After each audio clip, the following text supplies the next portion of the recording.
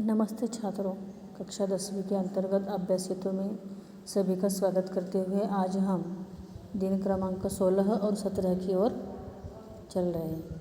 क्षेत्र है श्रवण, पठन, लेखन और भाषा। कल का दिया हुआ टेस्ट तुमने अलग पन्नों पर लिखोगे ऐसी आशा रखती हूँ और यह कापी में आज का दिया हुआ कापी में तुम्हें उतारना है। अभी अपेक्षित कौशल्य भाषण में क्या है तो अपने स्वयं के विचार प्रकट करने के लिए प्रयास करना है और दिए हुए जो साहित्य है इसे पढ़ना है, समझदारी से पढ़ना है और आनंद लेकर सक्षम बनना है। संकल्पना है पद्य। आज भी हम पद्य की ओर ही जाएंगे। अभी यहाँ पर गुड़ बनाकर तुम्हें विचार विमर्श करना है। देखो, अंतर रखकर गुड़ अगर बनाओगे अपने अपने बस्ती पर तो भी यह बात बन सकती है। बंद नहीं, अभी चलते हैं, अब भी चलते हैं नियति नटी के कार्यकलाप पर कितने एकांत भाव से, कितने शांत और चुपचाप। ये जो कविता है ना कक्षा 9वीं की, इसी के द्वारा यहाँ पर ली गई है। छात्र स्वयं अध्ययन करके उपयुक्त पद्यांश का अर्थ भावार्थ समझने की कोशिश करेंगे और गुड़ बनाकर चर्चा करेंगे। ठीक है, आगे वाली कृति में क्या कहा है उसी की आधार पर यहाँ पर कृति दी हुई है और उस कृति को तुम्हें यहाँ पर उतारना है और लिखना है। आओ सक्षम बने के अंतर्गत क्या है तो शिक्षक इस संकल्पना को दृढ़ करने हेतु सर्वसमावेश पद्यांश का चयन करेंगे और छात्रों के गुड़ बनाकर पद्य विश्लेषण करने हेतु प्रेरित करेंगे। है बिखेर देती वसुंधरा मोती सबके सोने पर, रवि बटोर लेता है उनको सदा सवेरा होने पर। ठीक है, अभी यहाँ पर शिक्षक छात्रों को ऊपर दिए हुए पद्यांश को सुरताल के साथ गाने हेतु प्रेरित करेंगे। गद्य के संदर्भ में निहित विविध कृतियों द्वारा पद्यांश की विशेषताओं को ढूंढने के लिए छात्रों को मार्गदर्शन करेंगे। यानी तुम्हें अगर कोई समस्या होगी तो मुझसे पूछ लेनी है।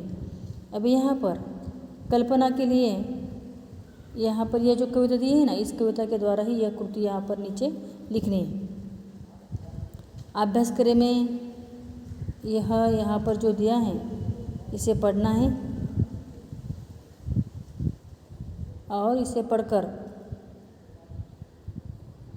कृतियाँ करने हेतु प्रेरित करने हैं। यानी तुम्हें कृतियों को, यहाँ की कृतियों को भी लिखना है। फिर इसी ऊपर के अनुच्छेद को अच्छी तरह से पढ़ना है और ये इन कृतियों को कापी में उतार कर लेना है। पर्यावरण सुरक्षा और वृक्ष इस विषय पर तुम्हें विचार लिखने के लिए कहा है तथा पोस्टर भी तैयार करना है।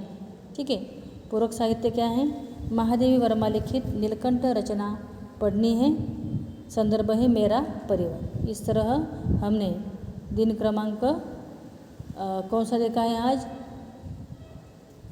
दिन क्रमांक 16 अभी देखा है। अभी हम जाएंगे दिन क्रमांक 17 की ओर।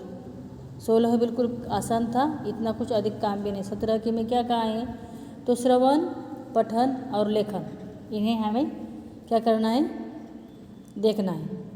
अपेक्षित कौशल्य है लेखन। छात्र लघुकथा सुनने सुनाने में रुचि लेंगे। छात्र विनम्रता और दृढ़तापूर्वक किसी विचार के बारे में अपना मत व्यक्त करेंगे, असहमति प्रकट भी करेंगे। यानी अगर असहमत नहीं हो तुम्हें वैसे उस तरह के विचार भी प्रकट करने आवश्यक है। ठीक है, अब आगे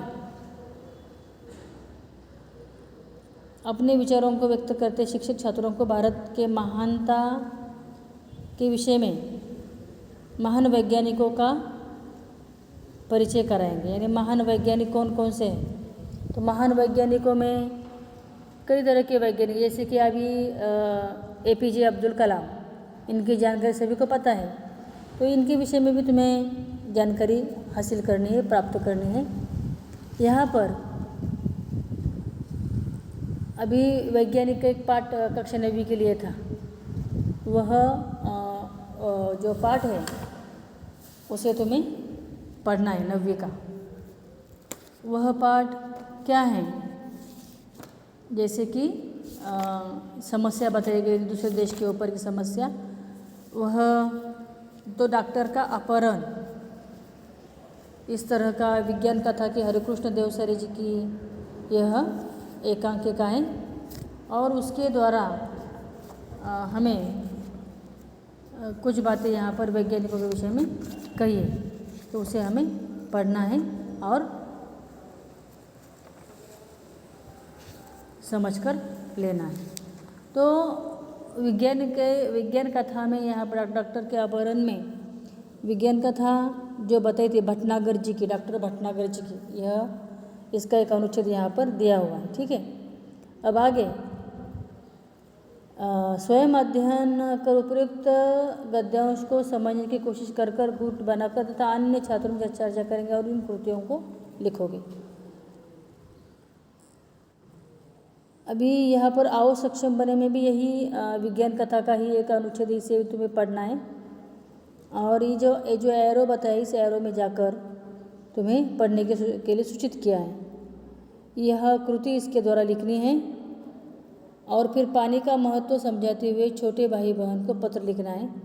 इसके लिए भारत के वैज्ञानिक विक्रम साराभाई के बारे में जानकर तुम्हें अवश्य पढ़नी है, जो तुम्हें कहाँ प्राप्त हो जाएगी, गूगल पर तुम्हें प्राप्त हो जाएगी। ठीक है, आज के लिए यही रुकेंगे। धन्यवाद।